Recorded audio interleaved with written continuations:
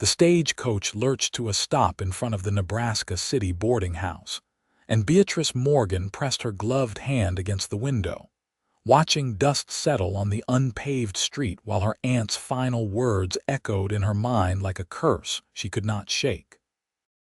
No respectable man will ever take you seriously with those freckles splattered across your face like paint, Aunt Constance had said just 3 days ago in Boston, her thin lips pursed in disapproval. You look perpetually childish, Beatrice. 22 years old and you still resemble a girl of 12. It is most unfortunate. Beatrice stepped down from the stagecoach, her green traveling dress already covered in the gritty residue of the long journey west. The year was 1874, and Nebraska City bustled with an energy that Boston never possessed. Wagons rolled past loaded with timber and grain. Men shouted to one another about prices and shipping schedules, and somewhere in the distance, a blacksmith's hammer rang against an anvil in steady rhythm. The Missouri River glinted beyond the buildings, and Beatrice could smell the water mixed with wood smoke and horses. Miss Morgan, a short woman with graying hair and kind eyes, approached, wiping flour-dusted hands on her apron. "I am Mrs. Henderson. I run the boarding house. Your father rode ahead to secure your room." "Thank you for having me," Beatrice said, smoothing her skirts and trying to ignore the stares of passers-by. Her copper hair had escaped its pins during the journey, and she knew the spray of freckles across her nose and cheeks stood out starkly against her pale skin. She had tried lemon juice, buttermilk, and every remedy her aunt had suggested, but nothing diminished them. They remained, constellation-like patterns that marked her as different, as less than beautiful by the standards of proper society. "Come inside, dear. You look exhausted." Mrs. Henderson took her carpet bag and led her toward a 2-story wooden building painted white with green shutters. Nebraska City is not Boston, but we have our charms. The railroad brings good business, and the river trade keeps things lively. Your father mentioned you would be teaching at the schoolhouse. "Yes, beginning next Monday." Beatrice followed her up creaking stairs to a modest room with a bed, washstand, and window overlooking the main street. "I am grateful for the opportunity." Mrs. Henderson set down her bag and studied her with maternal concern. "You will do well here. We need good teachers. The children can be rambunctious, but they are eager to learn." She paused at the door. "Supper is at 6. We keep a full house, mostly merchants and riverboat men passing through, but there are a few permanent residents. Good people for the most part." After Mrs. Henderson left, Beatrice unpacked her few belongings and washed the travel dust from her face and hands. The water in the basin turned brown, and she studied her reflection in the small mirror above the washstand. Her freckles seemed more pronounced in the afternoon light streaming through the window. Childish. Unmarriageable. She turned away and tried to focus on her new beginning instead of her perceived failures. That evening, she descended the stairs to find the dining room filled with men in work clothes and 2 other women, both older and wearing the practical dresses of frontier life rather than Boston fashion. Mrs. Henderson introduced her to the assembled group, names and faces that blurred together in her exhausted state, until a chair scraped back, and a man stood at the far end of the table. He was the largest human being Beatrice had ever seen. Easily 6.5 feet tall, with shoulders so broad they seemed to block the lamplight, he had dark hair that fell past his collar in waves and a beard that covered the lower half of his face. His eyes, however, caught her attention most. They were a striking gray-blue, like storm clouds over the ocean, and they studied her with an intensity that made her breath catch. "Fletcher Young," Mrs. Henderson said, gesturing toward the giant. "He brings timber down from the mountains and runs supplies up to the mining camps." Fletcher, this is Miss Beatrice Morgan, our new schoolteacher from Boston. Fletcher nodded, his expression unreadable behind that dark beard. Miss Morgan. His voice was deep and rough, like rocks grinding together, but not unpleasant. Mr. Young. Beatrice sat in the chair Mrs. Henderson indicated, which happened to be directly across from the mountain man.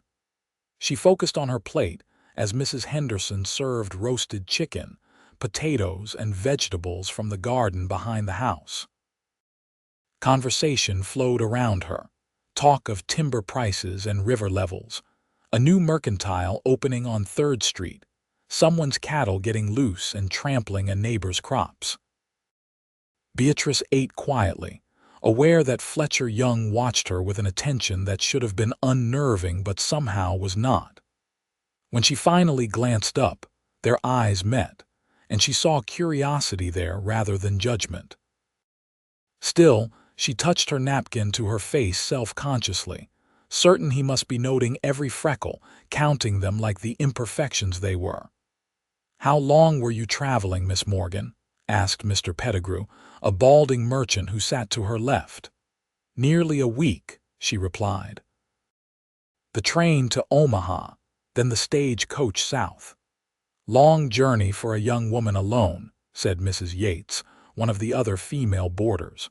She taught piano lessons and had a pinched expression that suggested she found most things lacking. "What brings you so far from civilization?" "Opportunity," Beatrice said simply, "and a desire to be useful. Boston has an abundance of teachers. Nebraska needs them." "Noble sentiment," Fletcher said, his voice startling her because he had been silent for so long. "Though Nebraska City is not exactly the frontier anymore. If you wanted true wilderness, you should have gone further west." There was no mockery in his tone, only statement of fact.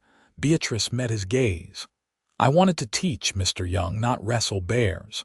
A smile tugged at the corner of his mouth, visible even through the beard. "Fair enough. Though I have seen some schoolchildren who might give a bear competition." Laughter rippled around the table, and Beatrice felt herself relax slightly. The rest of the meal passed pleasantly enough, and when it ended, she excused herself to retire early. The journey had depleted her, and she wanted to be well rested before beginning her preparations for the school week.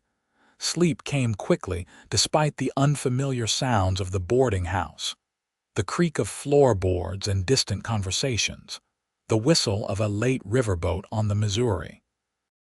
She dreamed of mountains she had never seen and eyes the color of storm clouds.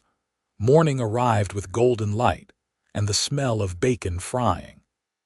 Beatrice dressed in a simple brown dress appropriate for exploring her new town and went downstairs to find the dining room nearly empty. Most of the boarders had already left for their daily business. Mrs. Henderson brought her coffee, eggs, and fresh bread with butter.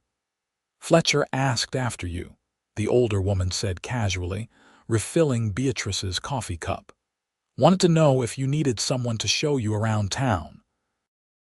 I told him you seemed quite capable, but if you would like a guide, he will be at the stable this morning loading supplies." Beatrice felt heat rise in her cheeks that had nothing to do with the coffee.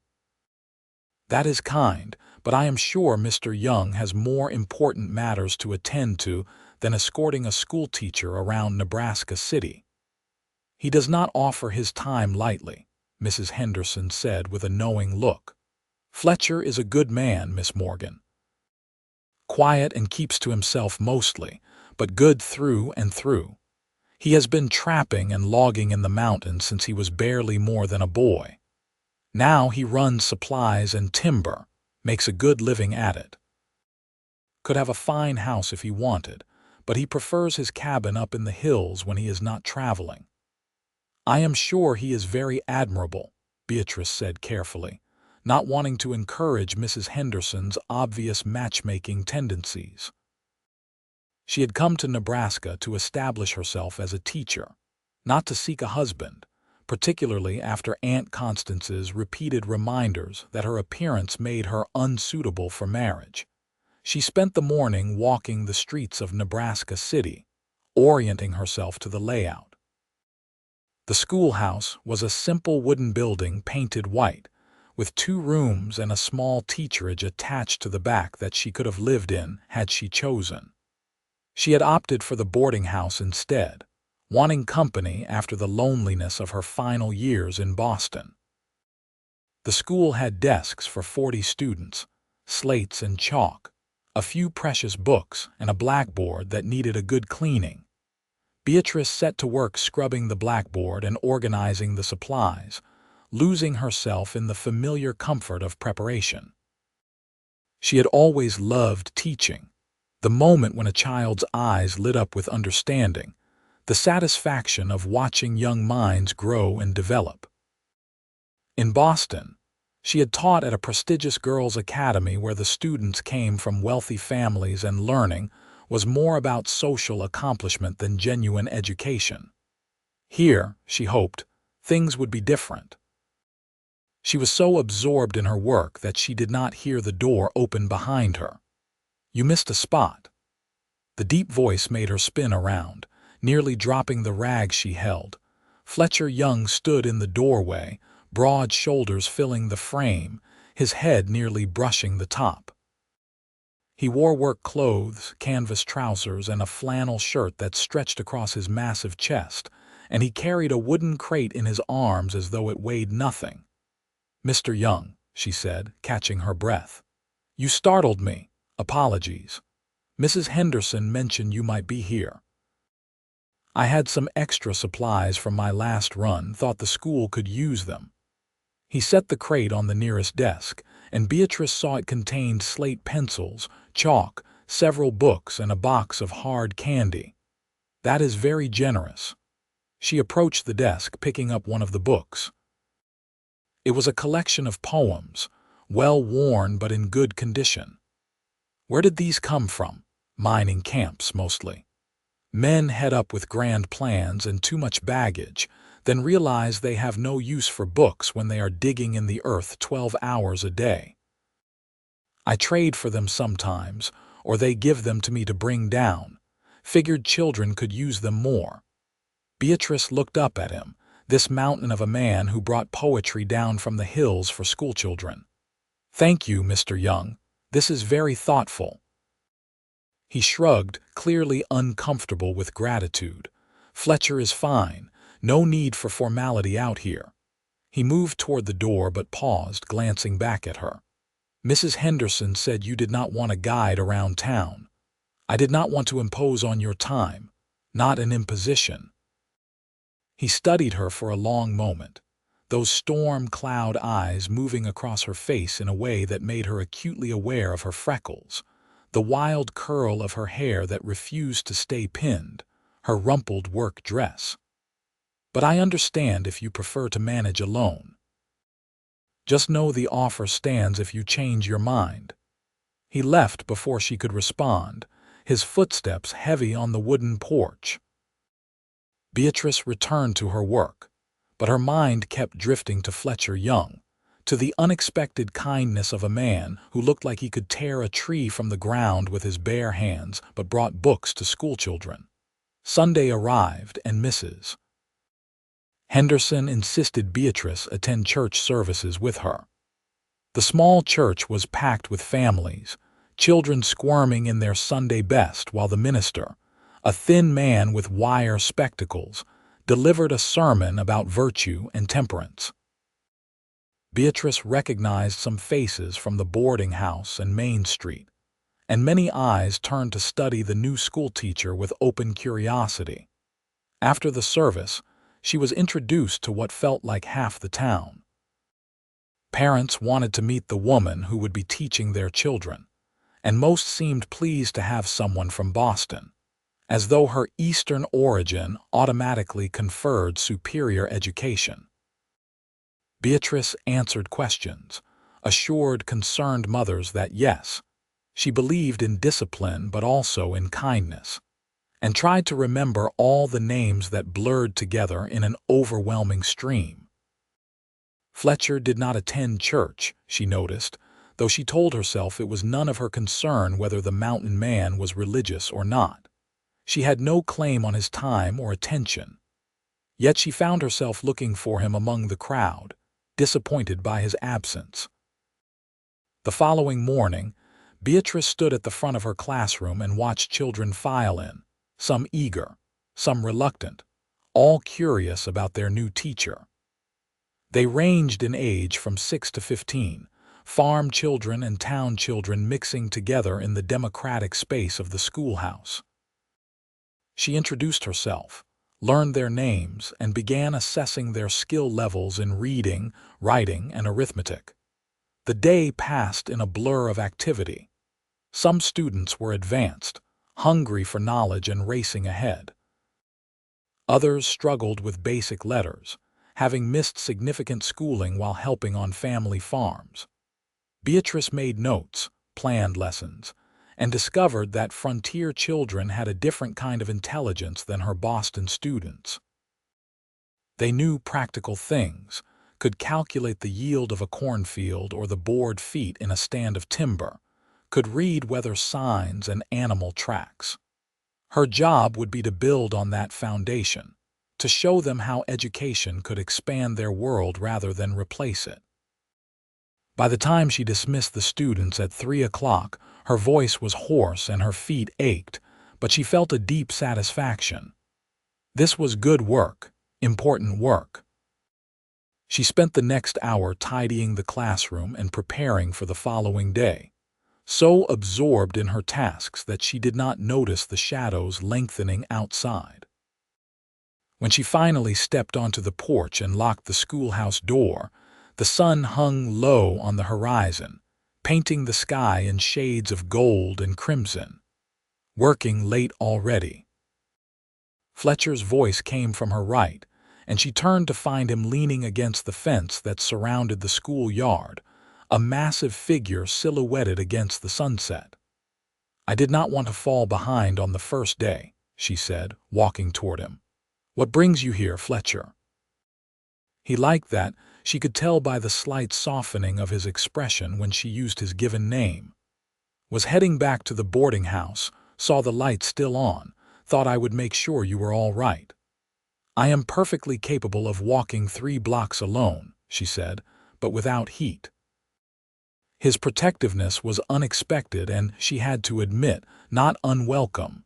"Never said you were not." He fell into step beside her, his long stride adjusted to match her shorter pace. "But there is no harm in company."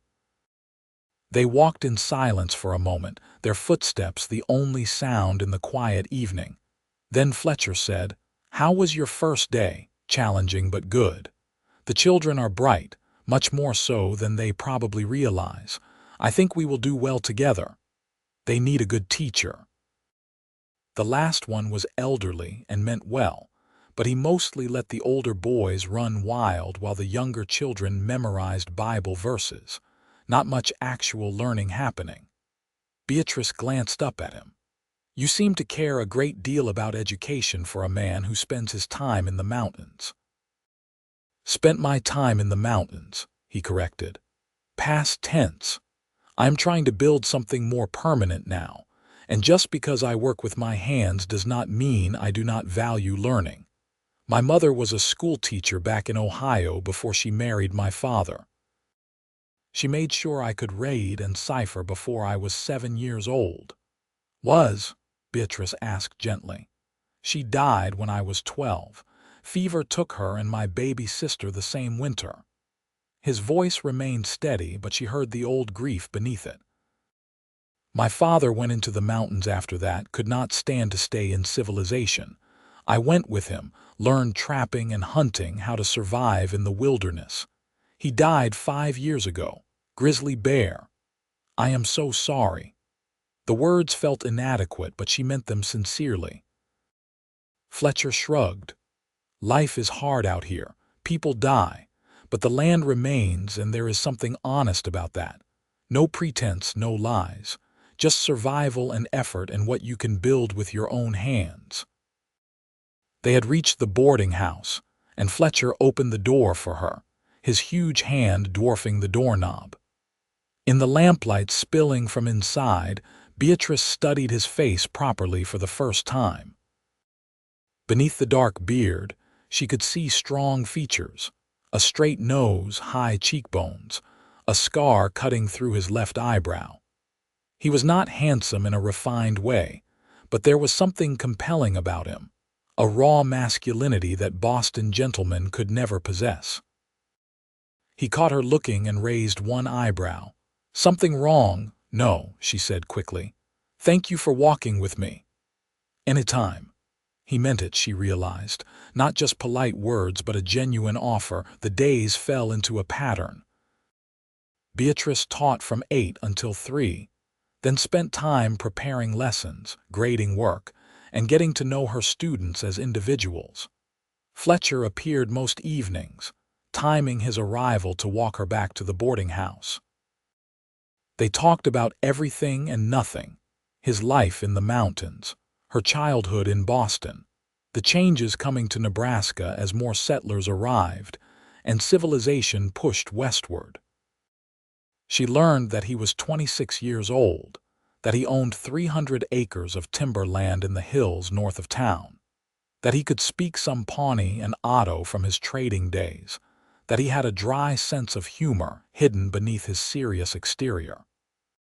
He learned that she was 22, that her parents had died when she was young, and she had been raised by her stern aunt, that she loved poetry and music, but had no talent for either, that she dreamed of writing a book someday about her experiences teaching on the frontier.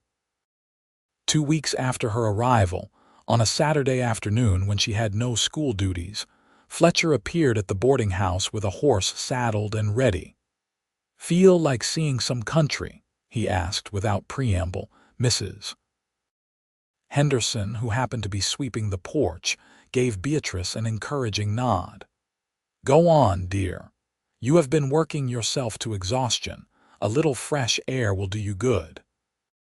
Beatrice looked at the horse, a gentle-looking mare with kind eyes, then at Fletcher sitting astride the largest horse she had ever seen, a beast as massive as its owner.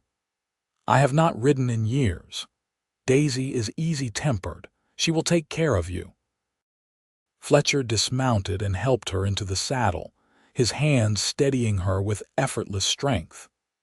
The casual touch sent an unexpected warmth through her, and she had to concentrate on gathering the reins properly. They rode north out of town, leaving the bustle of Nebraska City behind for rolling hills covered in tallgrass prairie.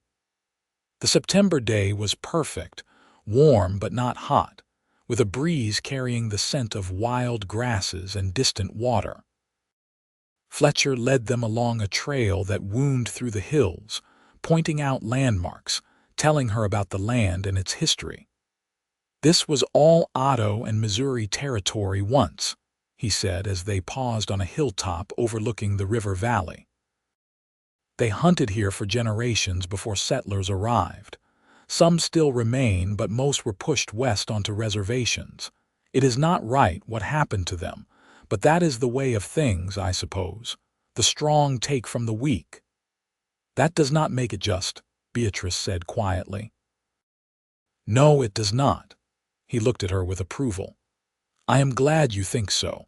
Too many people out here do not bother questioning how they came to have what they have." They rode on, climbing higher into the hills where oak and cottonwood trees grew thick along the creeks. Fletcher told her about the animals that lived here: deer and turkey, occasional elk, rare mountain lions in the rougher country further north.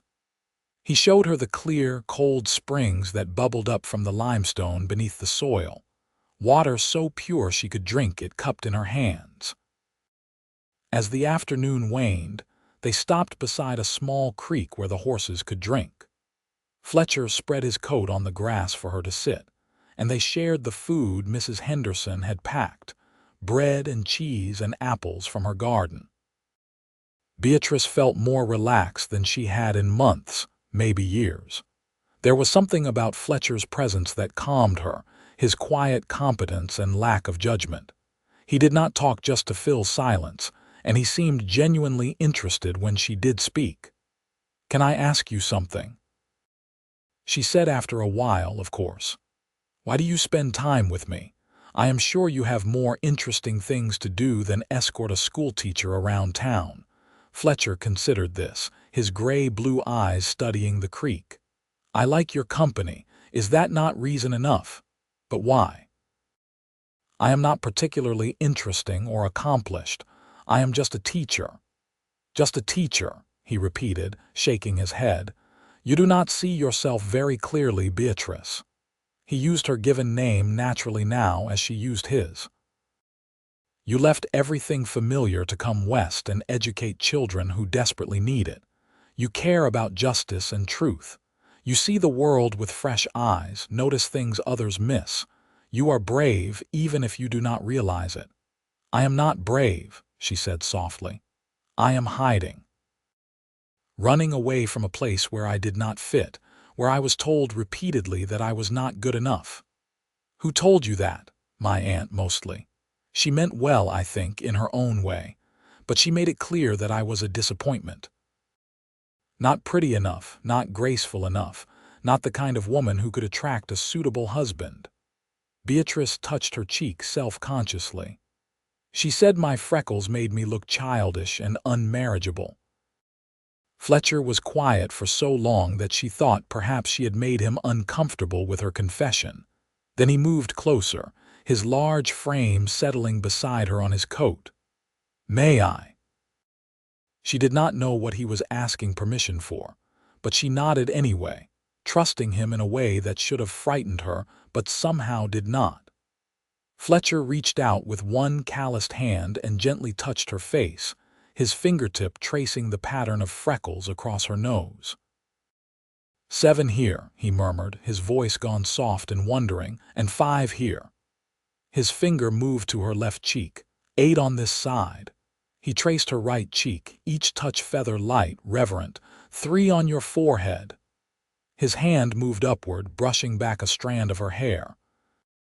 "And these," his finger traced along the bridge of her nose. "These are like the Pleiades, the 7 sisters constellation.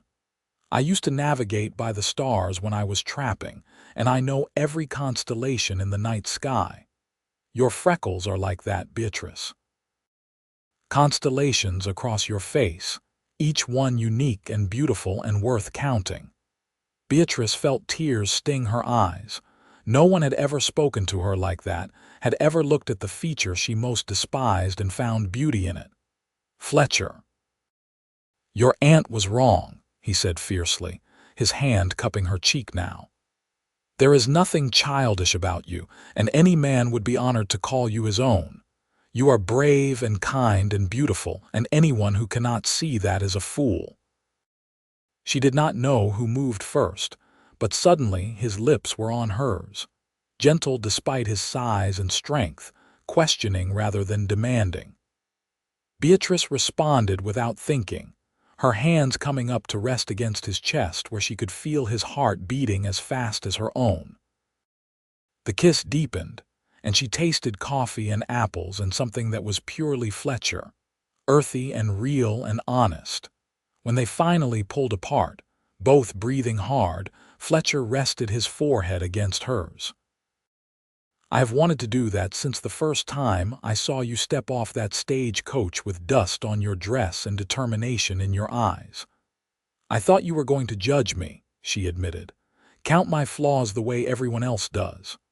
"I was counting," he said with a hint of a smile. "But not flaws, constellations, remember."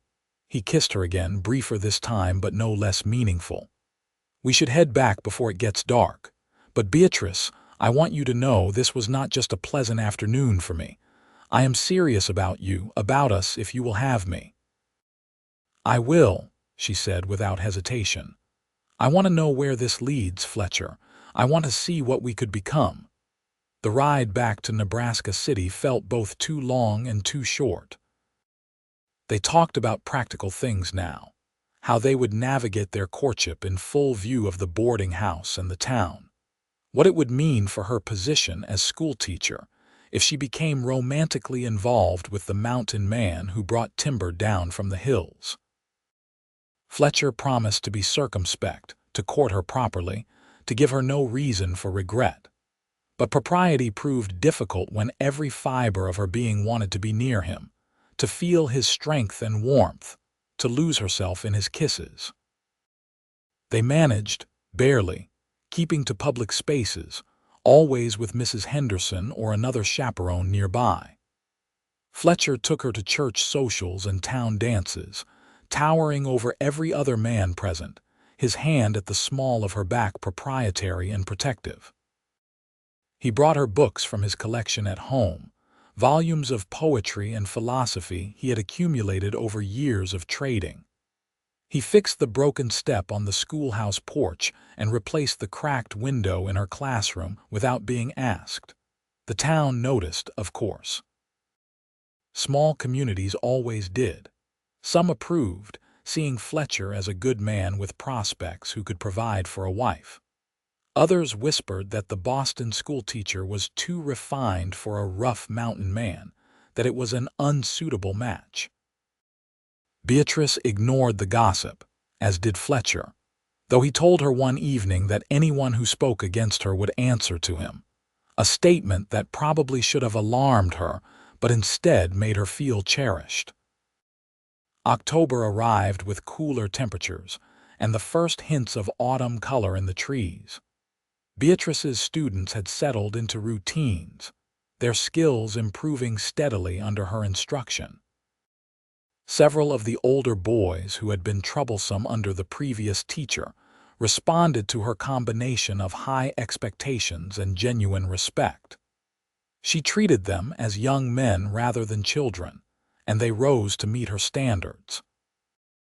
One Thursday afternoon, a commotion outside the schoolhouse interrupted her geography lesson. Beatrice hurried to the window and saw 3 men on horseback riding down the main street at a gallop, shouting and firing pistols into the air. Her students pressed against the windows, excited by the disruption. "Everyone away from the windows," she said firmly. "Sit at your desks quietly until I determine what is happening." She stepped onto the porch and watched the riders wheel their horses in front of the bank building. Even from this distance, she could see they wore masks and carried rifles.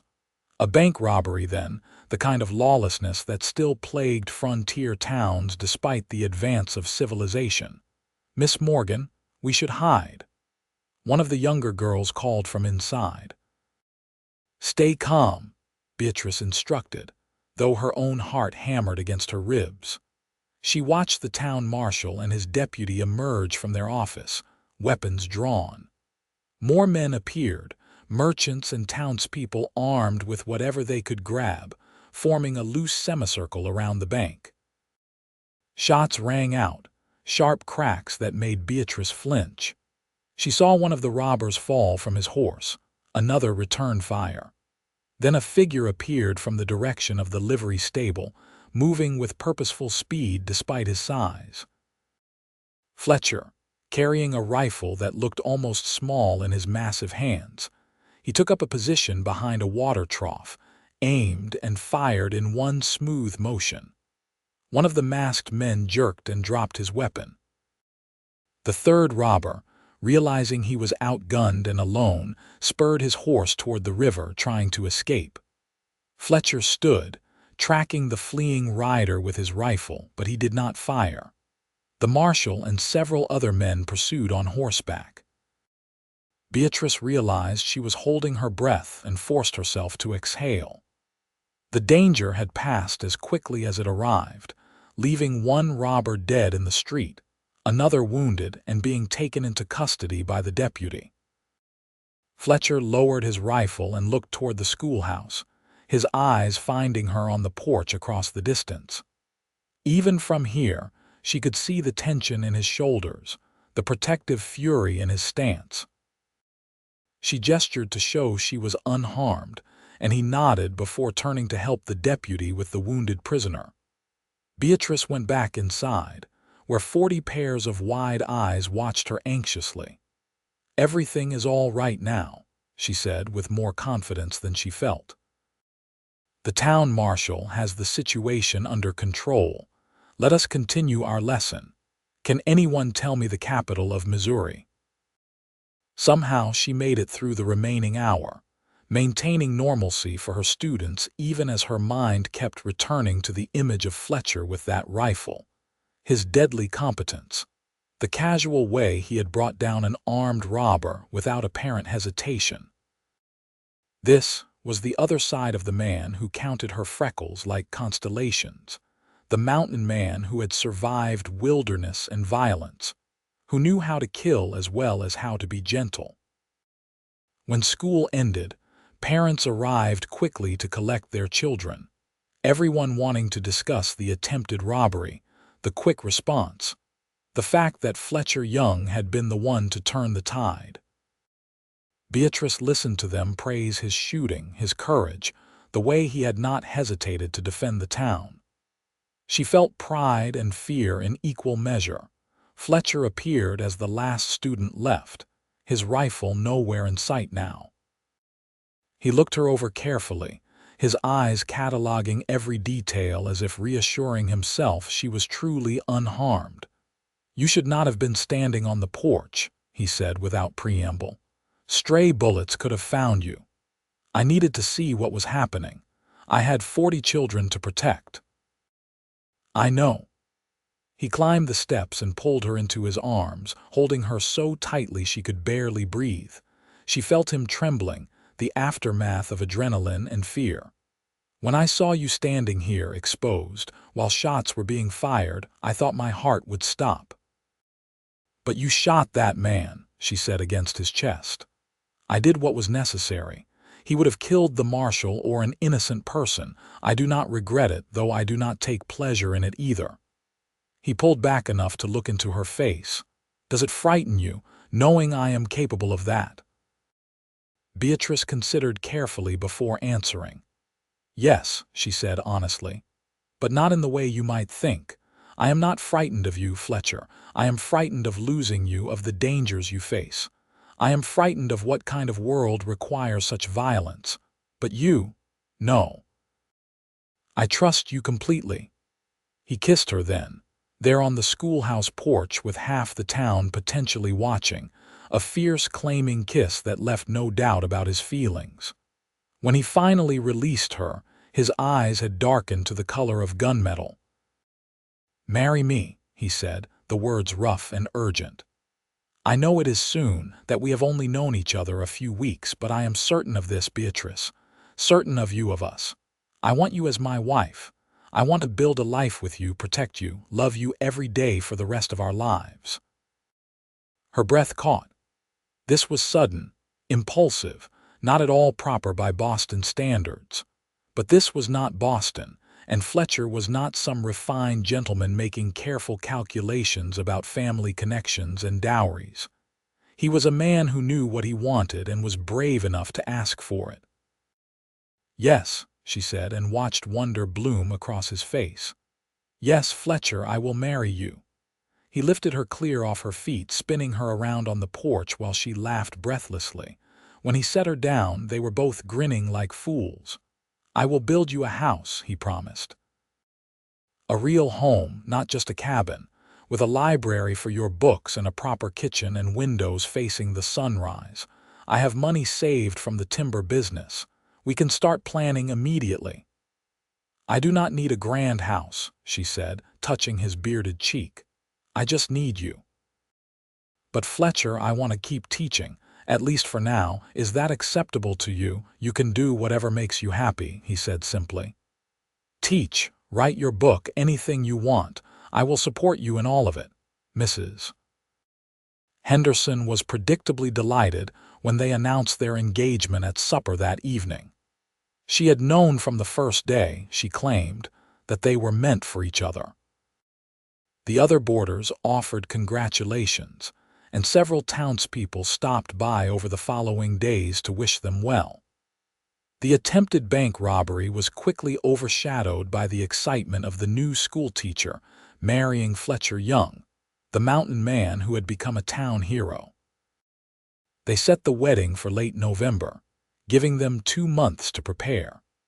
Fletcher began building their house on a piece of property he owned just outside town, close enough for Beatrice to walk to the schoolhouse, but far enough for privacy.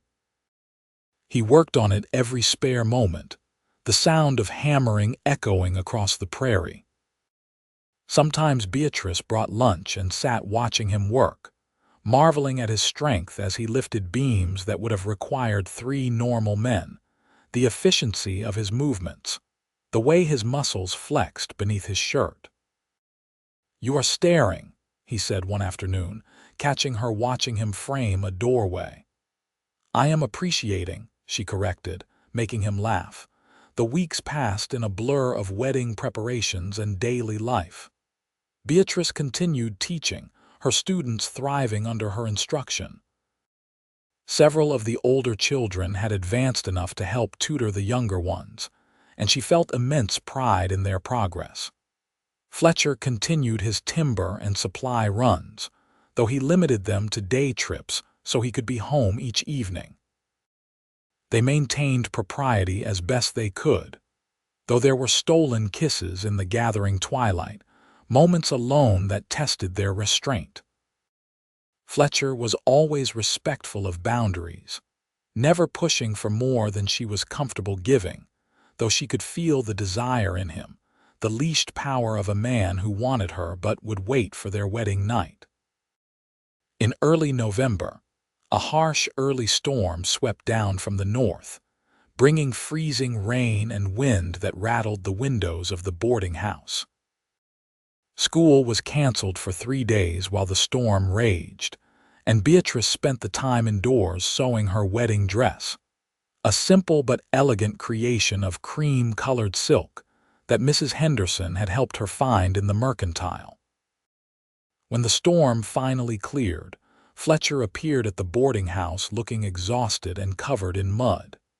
He had been out checking on his property and the half-finished house, making sure the building had weathered the storm intact. Beatrice made him sit by the fire while Mrs.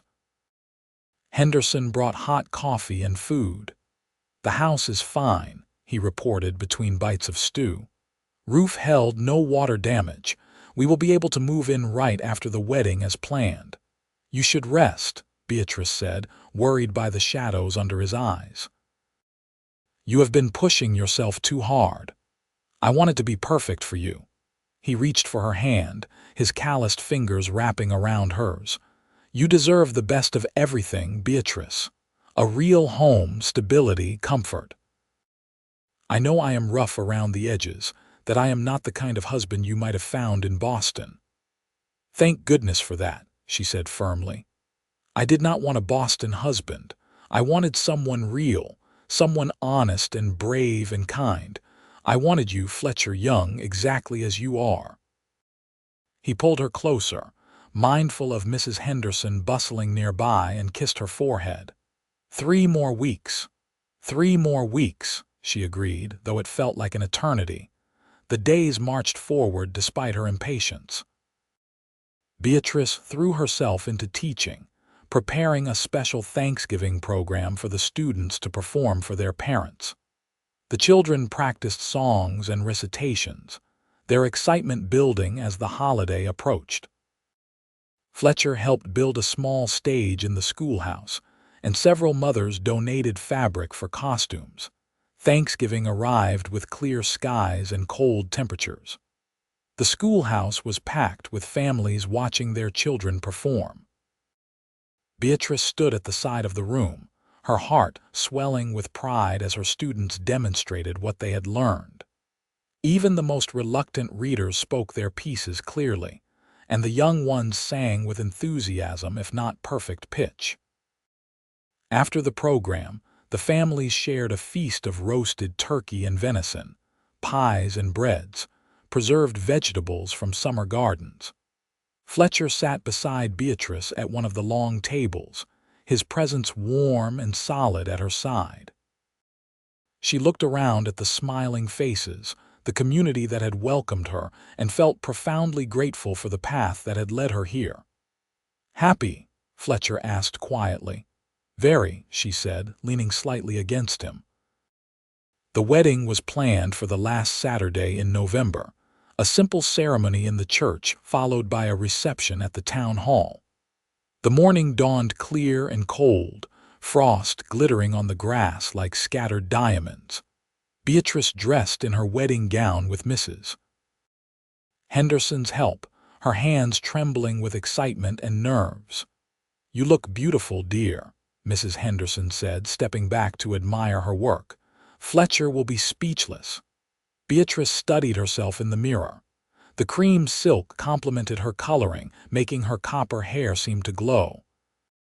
Her freckles stood out across her nose and cheeks, but she found she no longer minded them. Fletcher had taught her to see them differently, as something unique and lovely rather than a flaw to be hidden. The church was full when she arrived, the entire town turning out for the wedding. She walked down the aisle alone, having no father to give her away, but feeling supported by the community around her. And there at the front stood Fletcher, wearing new clothes for the occasion, his dark hair neatly trimmed though still long enough to brush his collar, his beard shaped close to his jaw. When he saw her, his eyes lit up, and she watched his throat work as he swallowed hard. The minister led them through the traditional vows, words about love and honor, sickness and health as long as they both lived. Fletcher's voice was steady when he said, "I do," but she could see emotion shining in his eyes.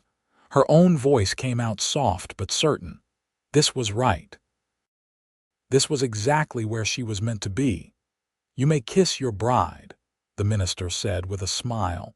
Fletcher cupped her face in his large hands, those same hands that had first counted her freckles like constellations, and kissed her gently. The congregation erupted in applause and cheers. They walked back down the aisle together, husband and wife, beginning a new chapter of their lives. The reception was lively and joyful, with music and dancing, speeches and toasts. Beatrice's students had made her a sampler with all their names embroidered on it, a gift that brought tears to her eyes. Fletcher received practical offerings of tools and household goods, things that would help them establish their new home. As the sun set and the celebration showed no signs of slowing, Fletcher leaned close to whisper in her ear, "Can we leave? I want to take my wife home." Beatrice felt heat rise in her cheeks, but she nodded. They slipped away while the party continued, borrowing Mrs. Henderson's wagon for the short drive to their new house. Darkness had fallen by the time they arrived, but Fletcher had arranged for lamps to be lit inside, golden light spilling from the windows to welcome them. He lifted her in his arms as if she weighed nothing and carried her over the threshold into their home. The main room was simply furnished but comfortable, with a stone fireplace already laid with wood ready to light. To the left was a kitchen with a new stove and cupboards Fletcher had built himself.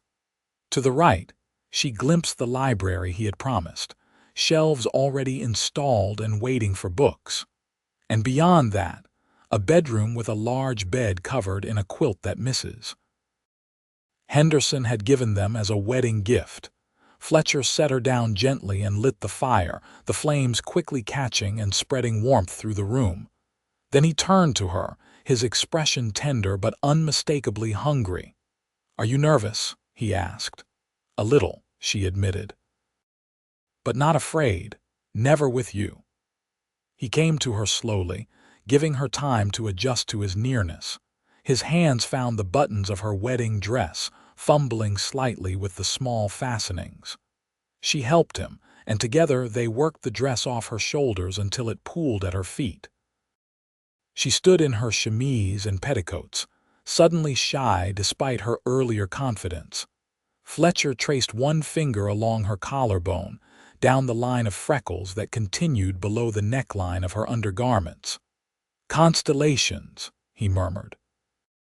"I am going to spend the rest of my life learning every one." What followed was tender and passionate, awkward in moments as all first times are, but ultimately beautiful.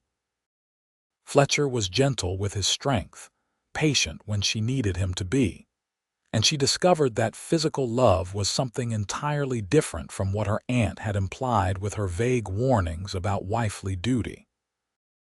This was joy and connection, vulnerability and trust, two people becoming one in the most fundamental way.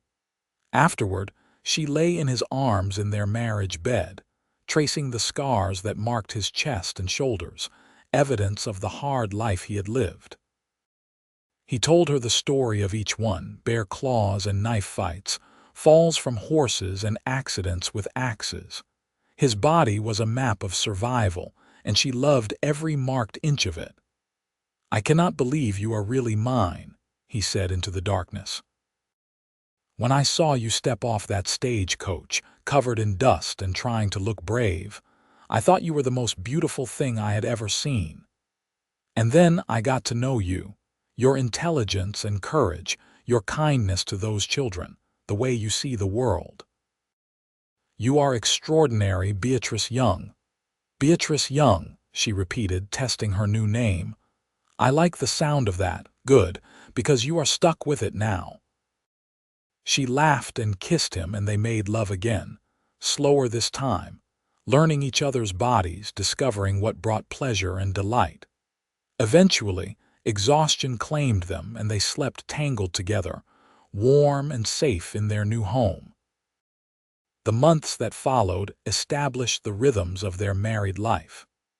Beatrice continued teaching, walking to the schoolhouse each morning and returning home each afternoon to find Fletcher either working on improvements to their property or just returning from a supply run.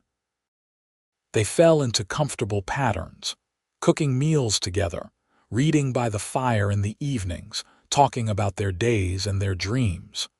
Winter arrived in earnest, bringing snow that blanketed the prairie in white. School continued when weather permitted, though there were days when the cold was too severe and Beatrice kept her students home. Fletcher built a small barn and bought chickens and 2 cows, establishing the beginnings of a working farm. He still ran supplies to the mountain camps when the trails were passable, but he was careful never to be gone overnight, always returning to her before dark. In January, Beatrice realized she was pregnant. The signs were unmistakable: the morning sickness and missed monthly courses, the tenderness in her breasts, and the strange new awareness of her own body. She told Fletcher one evening after supper, watching his face carefully for his reaction. He sat very still for a moment, processing the information. Then he reached across the table for her hand. "A baby, we are going to have a baby." "Yes," she said. "Probably sometime in late summer or early September. Are you pleased?" "Pleased." He stood and came around the table, pulling her to her feet and into his arms.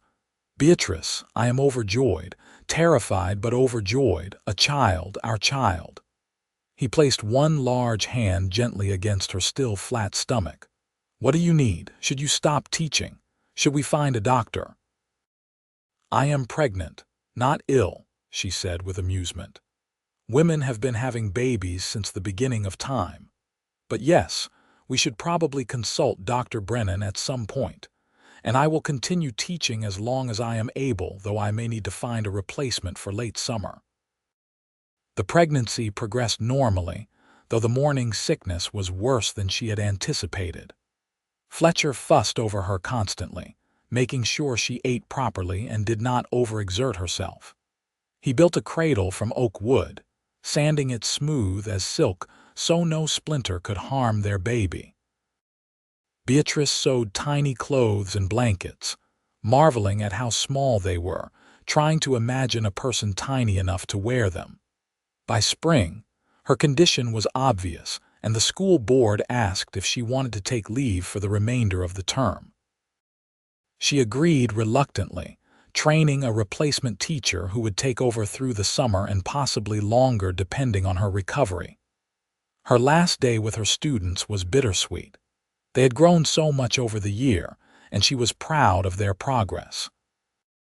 Many of them gave her small gifts, drawings and wildflowers, tokens of affection that she would treasure. Summer arrived with heat that made her swollen belly even more uncomfortable. She spent her days in the relative cool of the house, reading and sewing, occasionally helping Fletcher with light chores.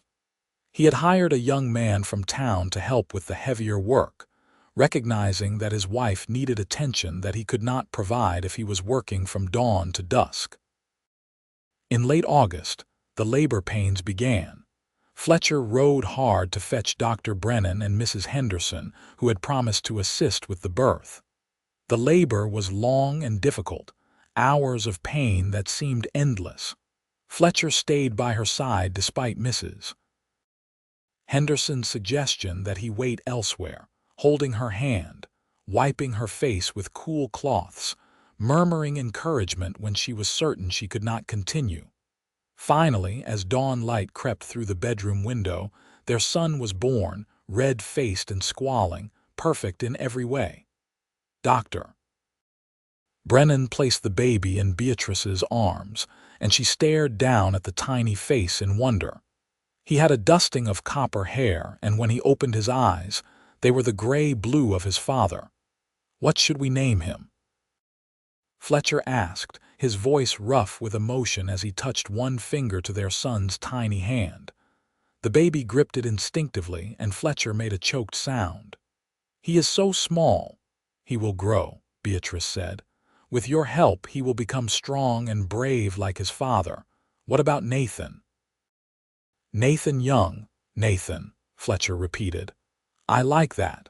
Nathan Fletcher Young."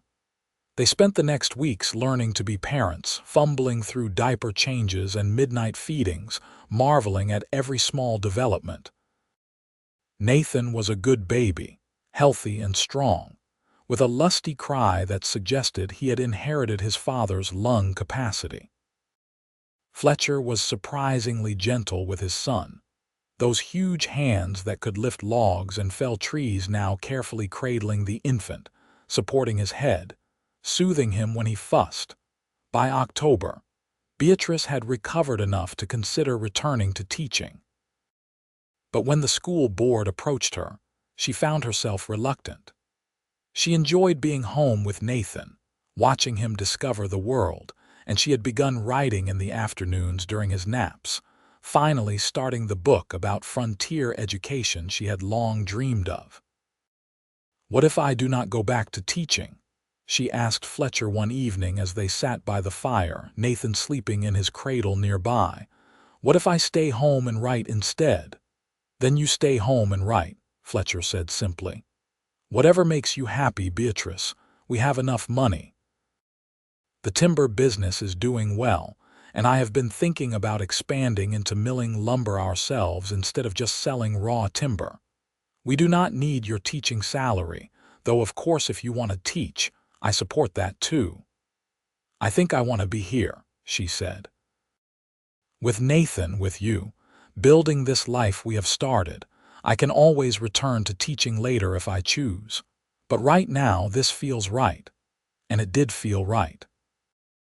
The days fell into new rhythms, mornings spent caring for Nathan and the house, afternoons devoted to writing while he napped, evenings with Fletcher when he returned from work.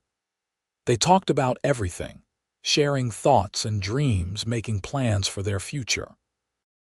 Fletcher expanded his business as he had mentioned, building a sawmill on his property that turned the raw timber into lumber for the growing number of settlers arriving in Nebraska. The work was profitable, and their financial security grew. The following spring, Beatrice discovered she was pregnant again. Fletcher was delighted, though worried about her after the difficulty of Nathan's birth. But this pregnancy progressed more easily, and in December of 1876, their daughter arrived with far less drama than her brother.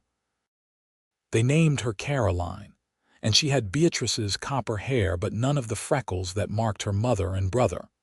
Life settled into a comfortable pattern over the next years. Nathan grew into a sturdy, adventurous boy who followed his father everywhere, learning about timber and horses and the practical skills of frontier life. Caroline was quieter, more thoughtful, and she loved when Beatrice read to her or told her stories. Fletcher doted on both children equally, patient with their questions and gentle with their mistakes. Beatrice completed her book, a combination of memoir and practical advice about teaching in frontier schools.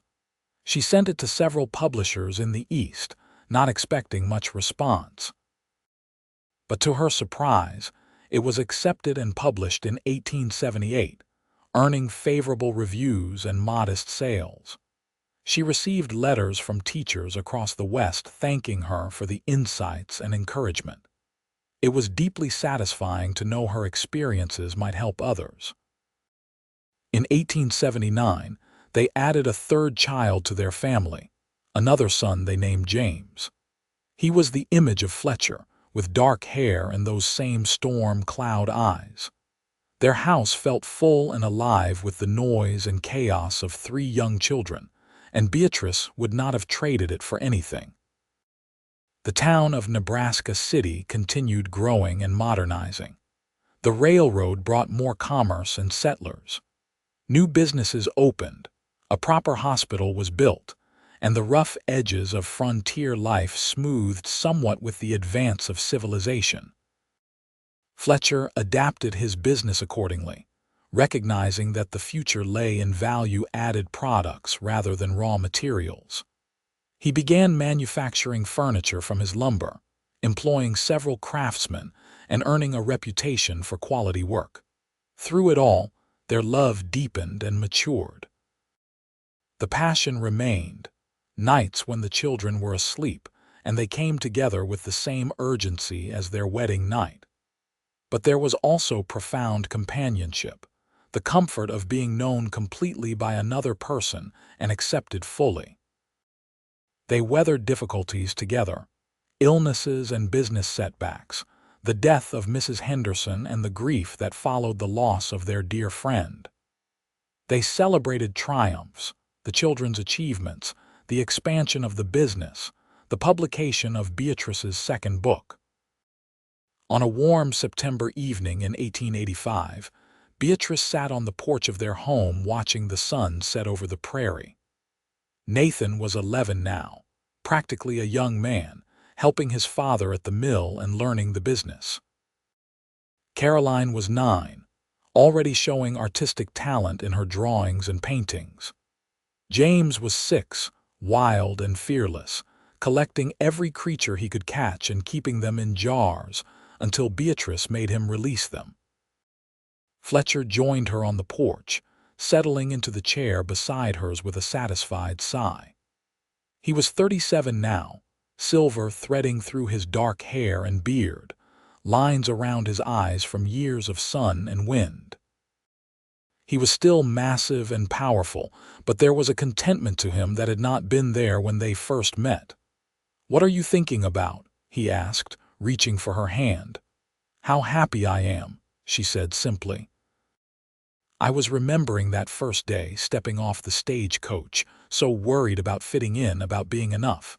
And then there you were, this mountain of a man who saw me in a way no one else ever had."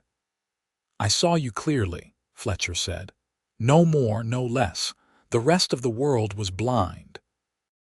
She brought his hand to her lips, kissing his scarred knuckles.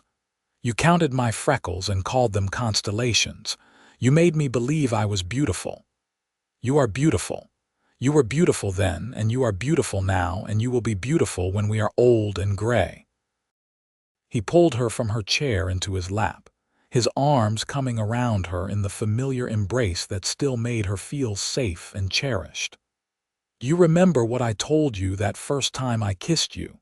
You said my freckles were like constellations, like the stars you used to navigate by." "I said you were my navigation," he corrected gently. "The moment I saw you, I knew which direction my life needed to go, toward you, always toward you. You are my true north, Beatrice Young, my guiding star." She kissed him as the sun painted the sky in shades of gold and crimson, tasting 11 years of love and partnership, of building something real and lasting from hope and courage. Their children's laughter drifted from inside the house, the sound of the life they had created together. "I love you," she whispered against his lips. "Then, now, always." "Always," he agreed, holding her close as the stars began to appear overhead, those same constellations he had taught her to recognize on clear nights, the same patterns he had first seen in the freckles across her face. Always and forever. As full darkness fell and the prairie wind whispered through the grass, Beatrice reflected on the journey that had brought her here. She had left Boston seeking opportunity and found so much more. She had discovered love with a man who saw beauty in what others called flaws, who valued her intelligence and spirit, who supported her dreams while building his own. Together they had created a family, a home, a life rich with purpose and joy. The children eventually came outside, Nathan carrying James on his shoulders while Caroline skipped ahead. They settled on the porch steps, and Fletcher began pointing out the constellations, teaching them the names and stories as his mother had once taught him. Beatrice listened to his deep voice explaining the myths of ancient peoples who had seen pictures in the stars, connecting dots of light to make patterns meaningful to humans far below. "Papa," Caroline asked, "what is Mama's constellation called?"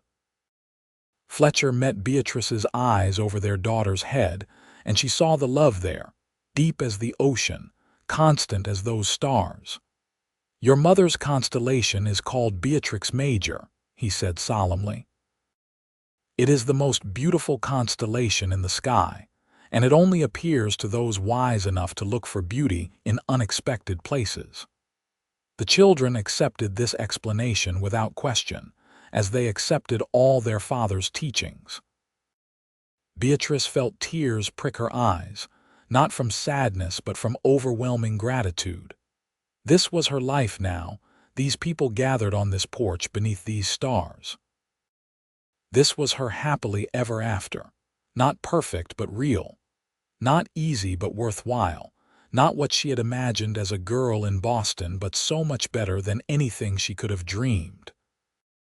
Later, after the children were in bed and she and Fletcher lay together in the darkness of their room, he traced the familiar pattern of freckles across her face, his touch gentle and reverent. "How many are there?" she asked sleepily. "Did you ever finish counting?" 47 on your face," he murmured. 17 on your shoulders. 8 on your left hand, 9 on your right. 32 scattered across your back. And these, his hand moved lower to places only he ever saw, these I keep discovering new ones. "I think you are giving me more constellations to count, just to keep me occupied." She laughed softly. "That is quite a lot of freckles. Each one a star," he said. "Each one a reason I love you, though I would love you just as much if you had none or if you were covered head to toe." "It is not the freckles, Beatrice. It never was. It was you, all of you, everything you are." "I know," she said, because she did know now, after 11 years of being loved by this man. "But I am glad you counted them anyway. I am glad you saw constellations instead of flaws." "I only ever saw you," he said, pulling her close. "My wife, my love, my true north. Now sleep. Tomorrow is Sunday and the children will be up at dawn wanting breakfast." She nestled against his chest, listening to the steady beat of his heart, and let sleep take her. Her dreams were peaceful, full of stars and prairie wind, children's laughter and strong arms holding her safe.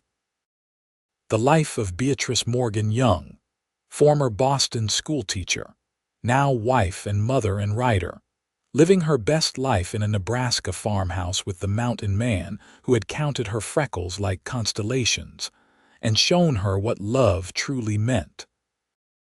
The years continued to pass, each one building on the foundation they had laid. Nathan grew into a fine young man, eventually taking over more of the lumber business and showing the same dedication and work ethic as his father. Caroline developed her artistic talents, her paintings and drawings capturing the beauty of the prairie landscape. Several of her works were displayed in the new art gallery that opened in Nebraska City, and she earned commissions from families wanting portraits.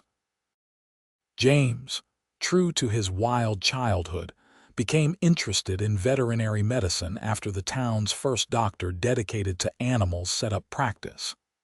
He apprenticed with the man, learning to care for horses and cattle, dogs, and the occasional exotic creature that made its way through the growing town. Beatrice continued writing, publishing 3 more books over the years, each one expanding on themes of education, frontier life, and the role of women in building the West. Her work earned respect in literary circles and provided additional income that she used to fund a scholarship for young women wanting to become teachers. Fletcher supported every endeavor, proud of her accomplishments, never threatened by her success. Their marriage remained strong through all the changes and challenges. There were difficult times, certainly. The year when drought nearly ruined Fletcher's timber business and they had to tighten their belts and make hard choices.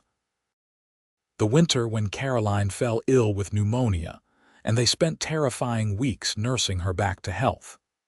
The day Nathan was thrown from a horse and broke his arm, and Fletcher blamed himself for not teaching his son better safety. But they weathered each storm together, their partnership tested but never broken. On their 20th wedding anniversary in 1895, Fletcher arranged a special celebration. He took Beatrice back to the hilltop where they had first kissed, packing a picnic and arranging for the children to stay with friends so they could have privacy. The view was much the same as it had been 20 years earlier, though the town had grown larger in the distance and more farms dotted the landscape. "I wanted to bring you back here," Fletcher said as they sat on the grass watching the sun arc across the sky. "To remind you and myself of where we started." "I do not need reminders," Beatrice said, threading her fingers through his. "I remember everything. Every word, every touch, every moment that brought us to where we are now." 20 years, he mused. "Sometimes it feels like 20 minutes, other times like forever.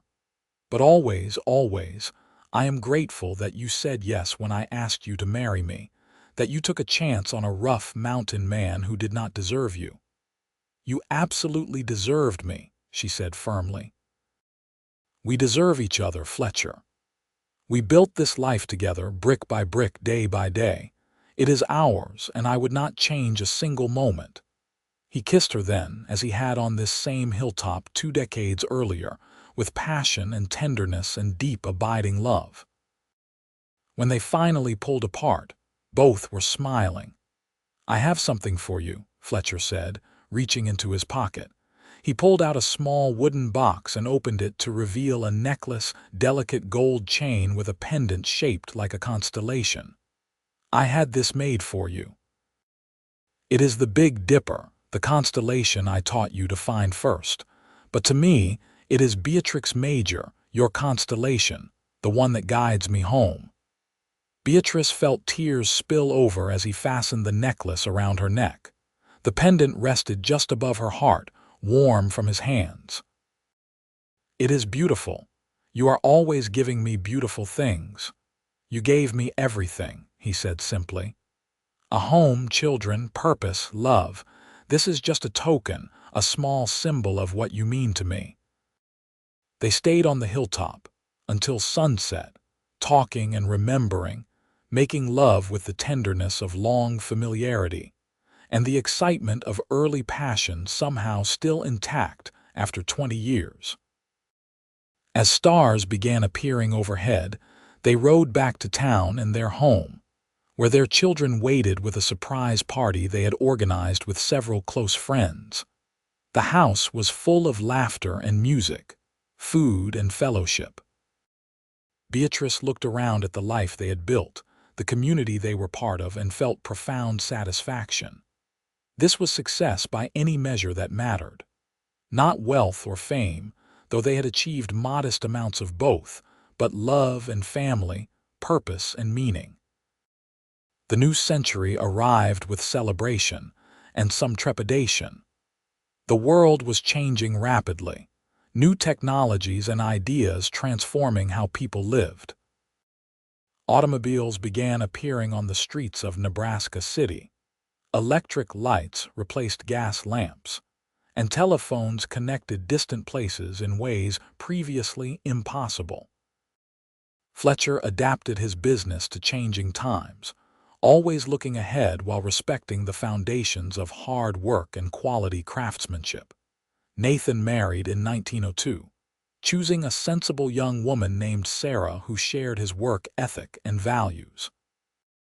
They gave Beatrice and Fletcher their first grandchildren, twin girls with copper hair and the storm cloud eyes that marked them as Youngs. Beatrice held those babies and remembered her own children at that age. The terror and joy of new parenthood, the overwhelming love that changed everything. Caroline married an artist who had come through Nebraska City on his way to California, but stayed when he saw her work and fell in love with both the woman and her talent. They settled nearby, building a life that blended art and agriculture in unexpected ways. James, to no one's surprise, opened a veterinary practice that quickly became essential to the farming community. Fletcher and Beatrice watched their children build their own lives and families with pride and some wistfulness. The house that had once rung with childish voices grew quieter, though grandchildren visited often enough to keep things lively. They had more time for each other now, and they used it well, taking long walks, reading together in the evenings, traveling occasionally to visit family or see parts of the country they had never explored. On a spring morning in 1910, Beatrice woke to find Fletcher already awake, watching her with the same intensity he had shown that first night at the boarding house 36 years earlier. "What are you thinking?" she asked, her voice rough with sleep. "That I am the luckiest man alive," he said. "That I get to wake up next to you every morning, that you chose to spend your life with me, that we built something real and lasting. That even after all these years, I still see constellations when I look at you." She touched his face, now fully gray but still strong, still the face she loved most in the world. "We are getting old, Fletcher Young." "We are," he agreed. "But we are getting old together, which is all I ever wanted." They rose and went about their day, the comfortable routine of a long marriage. Fletcher worked on a rocking chair he was building for their newest grandchild. Beatrice worked on her latest book, a memoir of their early years that she hoped would preserve their story for future generations. They had lunched together, took a walk around their property, spent the afternoon in compatible silence, each occupied with their own projects but always aware of the other's presence. That evening, as the sun set and painted the prairie in gold and crimson, they sat on their porch as they had done thousands of times before. Beatrice wore the constellation necklace Fletcher had given her 15 years earlier, the gold worn smooth from constant wear. Fletcher held her hand, his thumb tracing circles on her palm in an absent gesture of affection. "You ever regret it?" he asked suddenly. "Leaving Boston, coming west, marrying me instead of some refined gentleman?" "Not once," she said without hesitation. "Not for a single moment in 36 years. You gave me the life I did not even know I wanted, Fletcher. You saw me when I was invisible to everyone else. You loved me when I did not love myself. You built a home and a family and a legacy with me. How could I possibly regret any of that?" "Good," he said with satisfaction, "because I intend to keep you for at least another 36 years. She laughed, the sound light and joyful. "I will do my best to cooperate with that plan." As darkness fell and stars emerged overhead, they sat together in the peace of evening, two people who had chosen each other and built a life worthy of that choice. Fletcher pointed out the constellations as he always did, teaching the grandchildren who had come to visit, passing on the knowledge his mother had given him so long ago. "Tell us about Grandma's constellation," one of the twins asked, a bright girl of 8 named Lucy who loved stories. Fletcher looked at Beatrice, and she saw all the years in his eyes, all the love and struggle and triumph they had shared. "Your grandmother's constellation is the most special one in the sky," he said. "It is made up of 47 stars, each one unique and beautiful. When I first met your grandmother, other people told her those stars were flaws, imperfections that made her less than she should be. But I knew better. I saw that each star was perfect in its place, that together they made a pattern more beautiful than any in the heavens. And I was right, because here we are all these years later, and that constellation still guides me home." The children listened with rapt attention, storing away the story to tell their own children someday. Beatrice felt emotion swell in her chest, gratitude and love, and the deep contentment that came from a life well lived. Much later, in the privacy of their bedroom, Fletcher traced those familiar constellations across her face, his touch still capable of igniting desire after more than 3 decades of marriage. "You are still the most beautiful thing I have ever seen," he murmured against her skin. "You are biased," she said, but she was smiling. "Absolutely," he agreed, "but that does not make it less true." They made love with the ease of long practice and the passion that had never truly faded, proving that age was just a number and love could remain vibrant even as bodies grew older. Afterward, wrapped in each other's arms, Beatrice reflected on the unexpected grace of her life. She had come to Nebraska City as a young woman fleeing disapproval and seeking purpose. She had found both, along with love she had never expected, a partner who saw her truly, children and grandchildren who carried their legacy forward. She had taught students who went on to teach others, had written books that inspired and educated, had built a home that welcomed all who entered. And through it all, Fletcher Young had been her constant, her true north, the man who counted her freckles like constellations and showed her that perceived flaws could be the very things that made someone beautiful and unique. "I love you," she whispered into the darkness. "Thank you for seeing me." "Always," Fletcher replied, his voice drowsy with approaching sleep. "Always and forever, my Beatrice, my constellation, my love." As sleep claimed them both, wrapped together as they had been for thousands of nights, the stars shone overhead, those eternal constellations continuing their ancient dance across the heavens. And in a farmhouse in Nebraska, two people who had found each other against all odds rested peacefully, secure in the knowledge that they had built something lasting, something real, something that would endure long after they were gone. Their love story, which had begun with a dusty arrival and continued through decades of partnership, was not the tale of princes and princesses in distant castles. It was the story of real people who chose each other daily, who worked hard and loved deeply, who raised children and built businesses, who weathered storms and celebrated triumphs together. It was the story of a Boston schoolteacher and a mountain man who found in each other everything they needed, who proved that beauty lies not in meeting society's standards, but in being seen and loved for exactly who you are. And it was the story of freckles that were not flaws but constellations, small marks that one man counted with reverence and called beautiful, transforming not just how one woman saw herself, but how she lived her entire life. From that simple act of recognition and love, a legacy grew, touching not just Fletcher and Beatrice but their children and grandchildren, the students she taught, the readers of her books, everyone whose life they touched in ways large and small.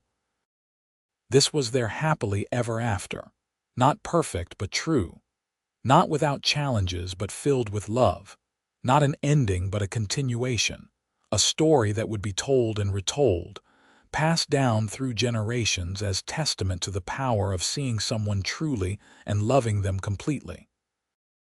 The mountain man and his schoolteacher, the man who worked with his hands and the woman who worked with her mind, partners in all things, bound by love that began with Freckles counted like constellations, and grew into something vast and unshakable as the stars themselves.